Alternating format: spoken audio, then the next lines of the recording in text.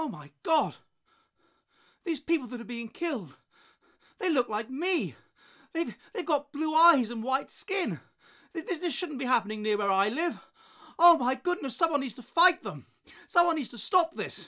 Yeah, conscription for all males aged between 18 to 60. Yeah, fight them back. You got to defend your borders. You got to defend your people. You got to defend your nation and state. Yeah. Oh my God.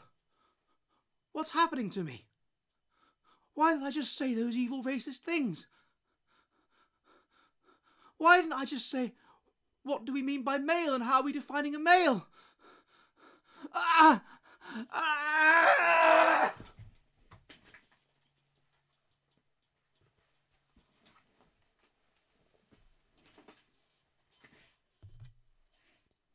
We shall fight on the beaches.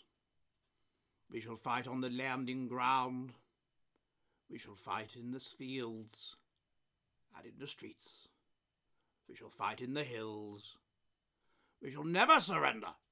Hello, and welcome to this edition of the Jolly Heretic. Now, today I would like to talk about the new issue of our time, and that is the issue of the war in Ukraine. And specifically, I would like to talk about the possibility that despite all of the bloodshed, despite all of the terrible things that have happened, despite all of obviously it's appalling from the perspective of Ukrainian people, and quite understandably so, and obviously it's very frightening for people that live in Eastern Europe, including, you know, perhaps myself. But there is the possibility of something good coming of it, and that is a reversal in the collapse of civilization. Now, why might that happen? Well, it's become fairly obvious to us that what we're seeing at the moment is a suppression of wokeness. It's incredible what's been got away with. You had a Ukrainian deputy prosecutor on the BBC saying that we should be concerned about what's going on in Ukraine because it's people with blonde hair, blue eyes that are being killed. The BBC didn't pick him up on this. The BBC didn't say it was racist or unacceptable. The BBC didn't apologise. The BBC just let it pass.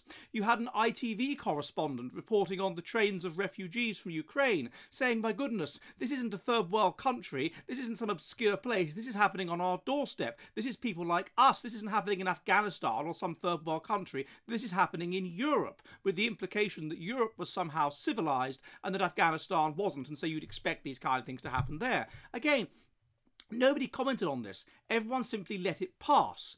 It's been commented on. Indeed, you had them saying that, oh, everybody aged 18 to 60 who's a male will be prevented from leaving the Ukraine and will be conscripted into the army. Nobody commented on this. Nobody said, what do you mean by male? Does this include trans males? It was simply allowed to pass. There may well have been people that commented on this on YouTube or Twitter or whatever, but it wasn't considered very important. It was commented on in America, where the issue is less close at hand, but not in the newspapers there, such as in the Washington Post, but not in the UK, not in Europe. It's just not considered very important. Suddenly, we're not seeing articles every day about the rights of transsexuals or the rights of sexual minorities or whatever it happens to be. We're just not seeing them. Why? Because suddenly the issue is no longer very important. Why? Because we are at war. And what this is going to do, potentially, is make us more rational. What we have at the moment is a situation of extreme individualism, in which of our 5 moral foundations, that is to say, obedience to authority, in-group loyalty, and sanctity, i.e. holiness and traditional religion and whatever, these things are unimportant. And what we stress all the time is the individualizing foundations that you need if you're going to rise up the hierarchy of a group or get your own share. That is to say, harm avoidance and equality. And we have stressed those to a huge extent, such that they are more important than truth, they are more important than logic, they are more important than reason, such that you can be cancelled for telling the empirical truth, such that we are not interested in the empirical truth. Now, that is what wokeism basically has pushed us towards, and that is what wokeism represents. So the suppression of wokeism will push us back towards a greater balance between these sets of moral foundations. Obviously, if you have total group orientation, then you put group orientation ahead of truth, and that's a bad thing as well. But what this could push us back towards is a more of a balance, and truth being more important. Now, why is that the case? Well, in essence, we humans have what Maslow has called a hierarchy of needs. First and foremost, we need to have our physiological needs met. We need to have shelter, we need to have food, we need to have water. Once we've got those things, then we start to become concerned about safety, about property, about generally being safe, and about the food resources for the future and so on. And once the more than the immediate, and then once we've got that, then we start to become concerned about our personal status, about being respected, about people looking up to us, about that sort of thing.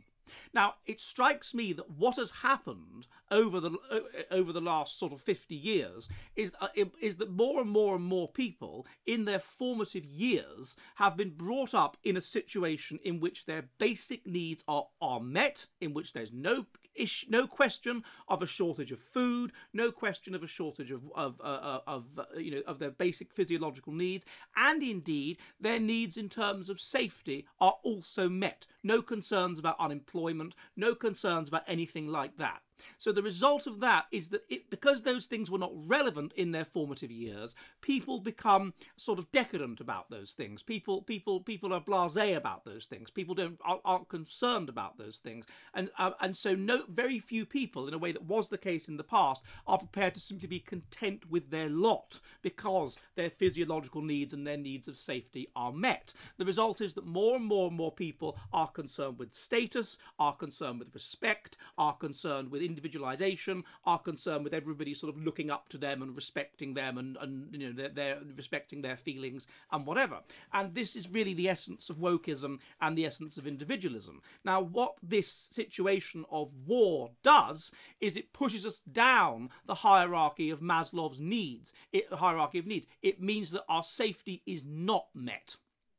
It's not met. We are unsafe. And so obviously we are going to become much less concerned about individual status, much less concerned about people respecting us, much less concerned about people addressing us by our desired pronouns or whatever it happens to be, and much less concerned about and much less open to the people that complain about those things. The people that complain about those things in a context in which the lower needs are met are seen to some extent as kind of reasonable people that want that want what we all desire, which is respect and authority and power and that sort of individual power and that sort of thing. But in the context of war, those people are at best seen as a distraction from what we need to be doing, which is fighting the war in order to ensure that we are all safe, in order to ensure that the need of safety and indeed the need of food is met.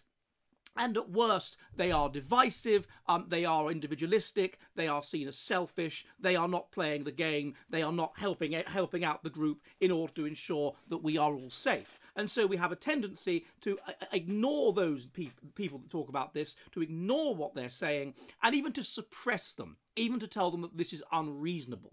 More than that, the kind of people that are concerned about those things, remember it's neurotic type people that tend to be concerned about, unhappy with the world and wanting it to be better and different and whatever.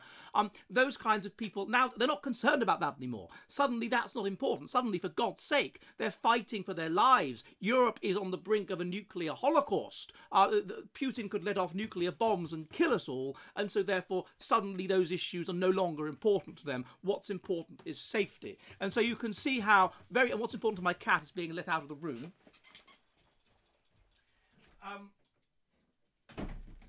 What's important is safety, and what's important is ensuring that they survive and that sort of thing. And so you can see how, partly for Machiavellian reasons, partly because these kinds of people, they want to virtue signal, they always want to seem virtuous, and the virtuous thing until recently was signalling about not offending people. Oh my goodness me. Not offending people and not hurting their feelings and that sort of thing. But then after that, the the next stage is that they want to be safe. They want to ensure that they're safe. They want to ensure that they are content, and so on. So what is the next step? What is the next step after that? Well, the next step is that they will move towards patriotism, that they will move towards group orientation, and therefore we will become less irrational, and that we will become more concerned about truth. So that's the first thing. Now, the second thing that, of course, happens is that if you're under in a situation of considerable stress and mortality salience, which we are now in, then you tend to become higher in our kind of instincts to which we are evolved. And this is issues such as ethnocentrism, to which we are evolved to be high in positive and negative ethnocentrism, and also religiousness, traditional religiousness and belief in God, which tends to be wrapped up with ethnocentrism and other group-oriented traits. And so this again will make us more group-oriented, less individualistic, and push us back towards a balance between the two, which will make us more concerned with truth. The third issue that's important then is that what war does is it basically brings about artificially the conditions of group selection. We've discussed before that until the Industrial Revolution we were under harsh Darwinian conditions.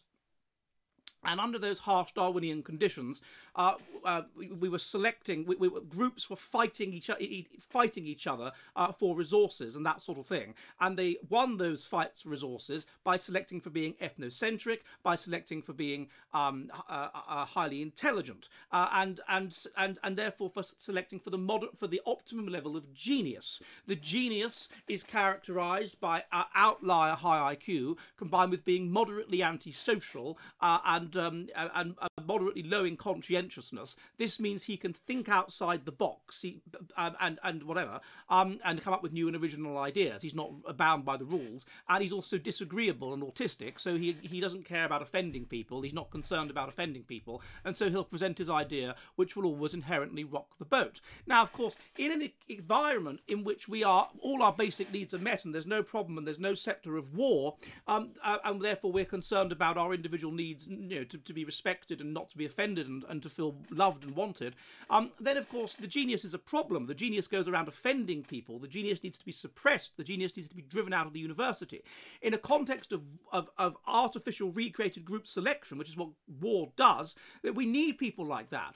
We need innovators. We need creative types. We need people that are going to come up with brilliant ideas so that we can dominate the other group and not be destroyed by the other group. So what you would expect in a context of artificially created group selection, i.e. war, is that not only will people become more concerned about the empirical truth, they will become more tolerant of those that offend people, because they will kind of understand, well, they'll have to understand that on some level it is those that offend people, the Alan Turing types, the weirdos, the eccentrics, that tend to come up with brilliant ideas that then help you in the battle of group selection and help you to survive.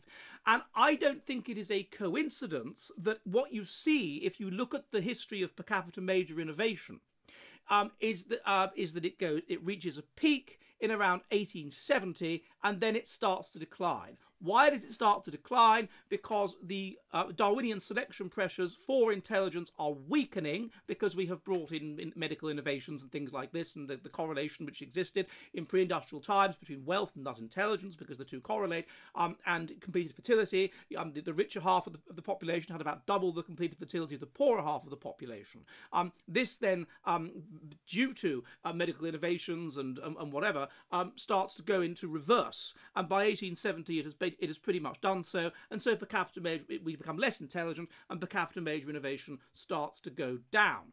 But in about 1945, this decline goes into reverse, and it goes into reverse for approximately 20 years, and that, i.e. per capita major innovation starts to go up, and that would be consistent with a period with the Cold War, with a period of time in which there is an existential threat, in which there is a de facto, ongoing period of group selection.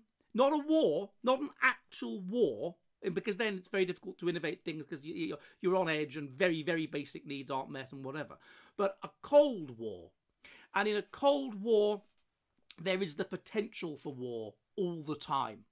And that puts you in this group selection mode, and that means you want to ensure that you survive this situation, and that would mean that you would try to innovate more, and you would try to favour genius, and you would be in favour of truth and all of this sort of thing. And what you see is a rise in that period, a rise, even though intelligence is still declining. Even though society on some ways is becoming more individualistic, you see a rise in per capita major innovation during that period. And in fact, that period actually correlates with a reversal of a movement towards conservatism, a movement against conservatism. So what's been happening is society is becoming more and more and more liberal across time. In the 50s and 60s, early 60s, there's this backlash against that. Society becomes more group-oriented, more religious, more conservative, more church-going. And there's clear data on this. And then you have the early 60s, and then it goes into, society tips over into runaway individualism. As I've looked at on this channel before, you probably get about 20% of society that is individualists, and people then go with what they see as the winning team, and we quickly flip over to individualism. But in that prior period, and then the fruit of that is, of course, borne out in the late 60s, Concorde, going to the moon. But in that prior period, you have this conservative backlash against the individualism and this group focus and this pressure to highlight the importance of genius. And it's the Cold War, one could suggest, that is doing that. And so I think that what we could see as a consequence of this Cold War, if it carries on, or this war, it's a real war, but if this reverts into a new Cold War, if it carries on, is a slowdown in the decline of Western civilization, is a mini renaissance, which it could be argued we saw between the 1940s perhaps and the 1980s, something like that. It could be something like that happens again. So therefore one might conclude that Putin is going around threatening nuclear war, but every cloud has a silver lining. Or should that be every mushroom cloud has a silver lining? Well, I hope this is a bit of interest, and if it has, then please subscribe. It helps most violently if you do that. Remember, our live show on Mondays and Thursdays, 7 p.m. UK time, 2 p.m. New York. You can see ways to assist the show in the box below, and I will see you soon. And goodbye!